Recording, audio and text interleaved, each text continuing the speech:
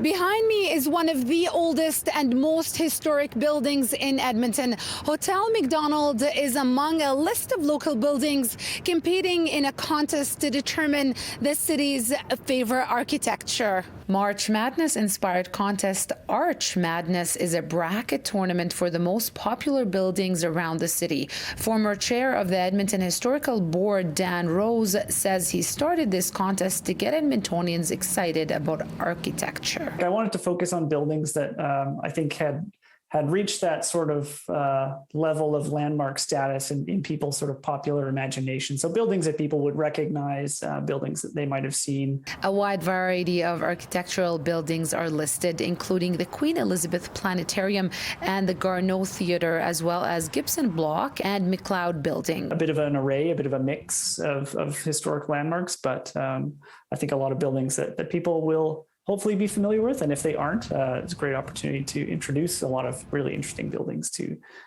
people in Edmonton. Rose posts daily polls on his account on Twitter and Instagram, and the building that gets the most votes moves on to the next round, and hundreds of people have already had their say. Traction so far has been really positive.